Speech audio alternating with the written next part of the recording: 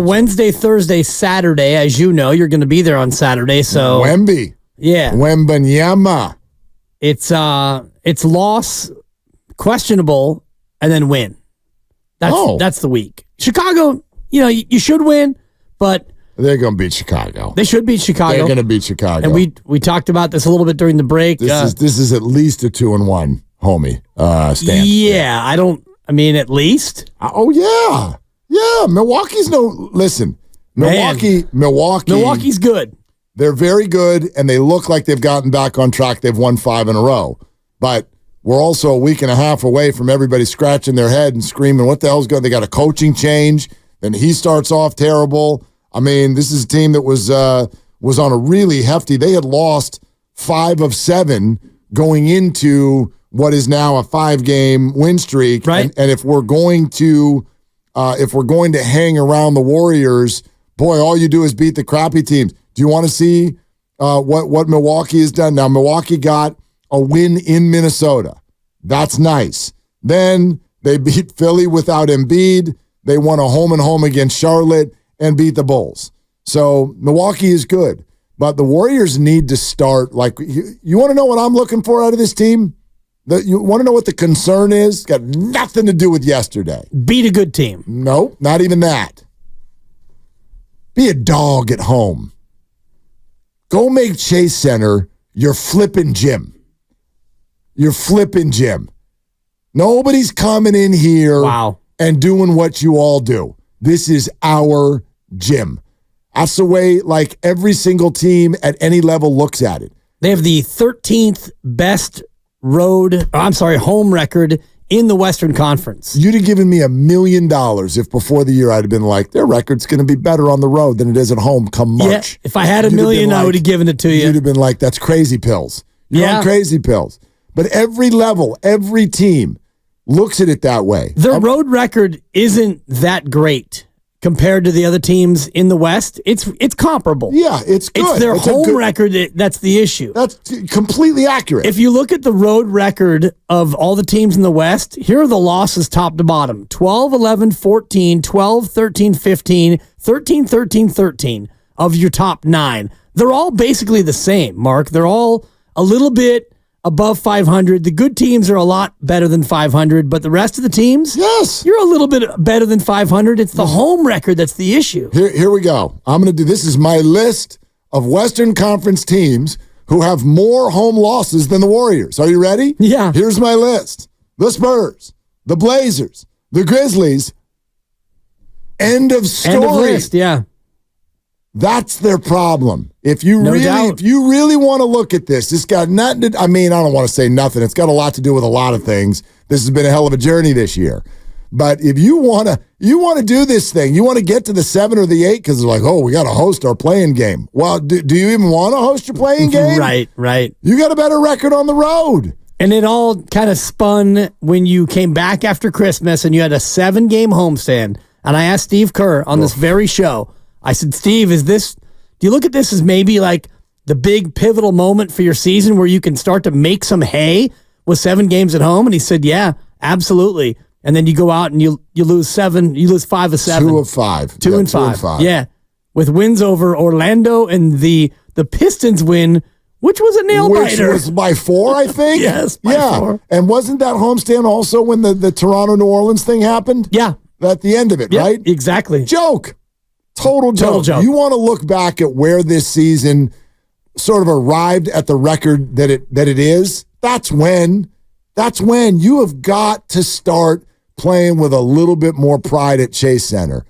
I love what they've done with that building. I get it, the dynamics of everything that have happened with Warrior Ball over the last 5 years, the finances, the price, the ease, the Oakland, all of that. But come on, man, this never would have happened at the Collie. You never would. It's like not even possible. 16 and 15. So I don't want to hear this. Well, Milwaukee's coming to town, so no. If you're a playoff team, your building is hard to win in the NBA. I don't care who you are. Your building, the Lakers, who are really not that great, and are below you in the standings, only by percentage points, but they're below you in the standings. They're 21-10 at home. It is hard to go into, what the hell they call that thing? The crypt. It's hard to go into the crypt and not come out dead. It's hard. It's not hard right now to come to Chase Center. It's not. And that's the number one thing that I'd love to see this team. You want to ramp up to the playoffs? Well, listen, if the Warriors are going to do anything in the playoffs at all of consequence, you better be hard to beat. You better be hard to beat at Chase Center. So start winning your home games because, by the way, there aren't that many of them left. 10. You got 10 left. You got 3 this week, and then you got a 3-game homestand with New York, Memphis, and Indiana. You've got Dallas and Utah as one-offs, and then you end with New Orleans and Utah. So of those 10, you gotta think about at 7. At least 7. Yeah. At least, especially because there's a bunch of whatever in there. Well, you got San Antonio, Utah twice. Utah's coming twice. The Spurs this weekend. Again, the Warriors have been dominant against the bottom of the league. Yeah. So you have to win them all. Win them all. So that's 3. And then what else? What else is coming in? You said Dallas is coming in. You got Memphis. Memphis is coming in. Indiana's coming in. Half these games, I know Indiana's not bad. That you got to win that. So that's half of them right there. And then your other ones are Dallas, the Knicks, Milwaukee, the Bulls, and the Pelicans at the end of the year. 7 should be easy. It should be easy. Well, is not. It does not equate to what they've done at home. I understand is that. The greater point. I'm looking at larger goals that people are still holding on to. Of course. Forget championship, go on a run, whatever phrase you want to talk about. If you want to actually make noise in the playoffs, 7-3 for starters. For starters, maybe 8-2. Not closing the door on 9-1. I mean, I'm not going to say you got to win them all, but just because the Bucks and Dallas are coming to town, ooh, terrifying. No, you're the Warriors. Right. And it's time. It's that time of year. Draymond gets out of bed now, right? Because it's March and April. There you go. It's time for Draymond to get out of bed, and I'm not putting it on him. I'm using his quote against him from last year. Yeah. Draymond has been playing great basketball now that he's back. So, yeah, I'm not punting because Giannis is in town on Wednesday. I know it's punting, but I think you set realistic expectations, and you're not like 7-3 to me is realistic. You should be able to go 7-3. Agreed. Now you start talking about 9-1, and I think you're getting into the crazy pills because you haven't been that good against really anybody of substance. You haven't been good against good teams no matter where you've played them. That's true, but either conference. But for instance, though, we're talking about games without knowing anything about what the circumstances of that game are. And I liked what you said in the last segment about circumstances. You've played 60 games, and in those 60 games, you've had a whole bunch of different lineups. You've had guys in, guys out, guys playing well, guys not playing well, some out for family reasons. A guy got suspended for swivel punching Yusuf Nurkic, and he missed about a dozen or so games. So it's been an uneven journey up to this point, but now you're here, and Pajemski's coming back on Wednesday. We haven't heard about Andrew Wiggins, if he's coming back ever, if at all.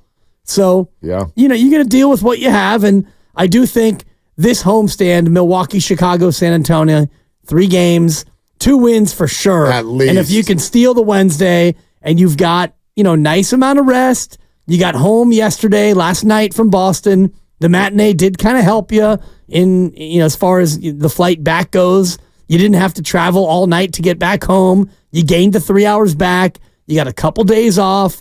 You have a good chance against Milwaukee based on the schedule. No doubt. And it's here and all of that. And we also, like we're talking about the circumstances of the Warriors, we don't know what the circumstances of the other team will be. When teams are on the road, they tend to, if they're going to rest players this time of year, they tend to do it on the road. Tend to not do it at home. Like, I don't know. Milwaukee's got a game tonight against the Clippers at home. Right. And then then they got a 4-game Cali trip. But that's the start of their trip. Like, that's another circumstance. Like, these road teams we're talking about. End of their trip, beginning of their trip, middle of the trip. Do they play the night before? Milwaukee should be okay. They should be okay. But I don't know. What if Giannis twists an ankle tonight? I am whoa. Just saying. Like, before the trip started, did we not look at the Knicks game and go, oh, well, that's tough? And then actually, no, it wasn't, because most of their players were out. Jalen Brunson played, but he was kind of not maybe fully himself. And the Warriors, I thought, played a really good basketball game that night. Held the Knicks to 99 points. Poof, you win. So I don't know who's coming in here. I remember Milwaukee came last year. And right like that day, like, well, Giannis isn't playing. Which Steve Kerr hates. Yeah. Well, he does. He does. They almost lost that game. Do you remember that game last year? Yep. Grandy, do you remember that one? Am I remembering it correctly? Giannis was out and the Warriors won by like a point. Yep. And it was like ball in the air, in and out, buzzer, something dramatic at the end. Kind of like a crazy comeback. It was a crazy finish. Yes, something. Anyway, so let's go game by game. Of course. Let's go game by game. And I'm not living and dying by a 52-point loss in Boston. I looked at that yesterday, and you watch it early on, and you thought, all right, Warriors, that game was fun, back and forth.